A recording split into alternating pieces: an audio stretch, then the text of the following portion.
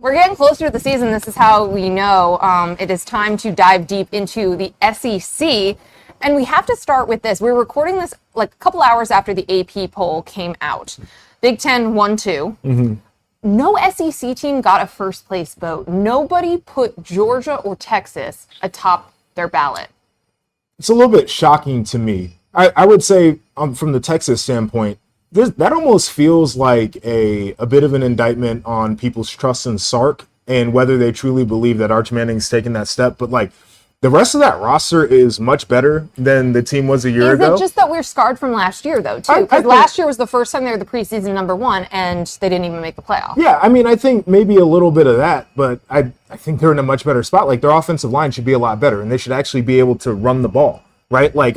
So that's shocking to me. And then, listen, I don't know if Georgia's going to win it all, but all they do is win the SEC and just are really consistent as a program. So to not see them get a singular first place vote, like if I'm Kirby, oh my God. Okay, the two coaches that are the happiest coming out of that poll are Kirby Smart and Curt Cignetti because they were sixth again. I don't know why people keep doing this, man. I was one of the 8 first place voters. I did end up flipping my vote after we were in Bloomington last week. Yeah. But I think it's a good place to start with the SEC before we get into some of the individual top storylines. There's just this macro question around the SEC's place in college football. Can it be at the top? Can the SEC conquer the college football again? You've had 3 straight years without a participant in the national title game. Mm-hmm. You know, obviously this is overlapped with the 12-team college football playoff, a little different in the world than the 4-team. And then you're further into the NIL transfer portal era. The question is, do they have the top-end talent this year to do that? Do they have the top teams to break that streak? I feel like their talent, even though you can say that there's more parity and the talent is flattened, like I don't think talent is where they're disadvantaged right now. I'm not exactly sure what it is. So what is it then? If it's not, I mean, because I'm with you. I do think there's more talent dispersed. We always talk about that, right? Like Georgia's 2s and Alabama's 2s used to be better than. But Georgia's 1s are still Georgia's 1s, right? Like Ohio State doesn't have the 2s. Indiana doesn't have the 2s, right? Like none of these schools that are winning have the 2s either. Okay, so their 1s are just as good as everybody else's 1s. Okay, so then what's happening? It's got to be a coaching deficit.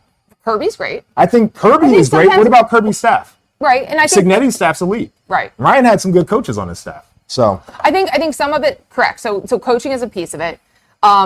Injury luck comes into play as well. Quarterback performances in big moments. All of those things matter for sure.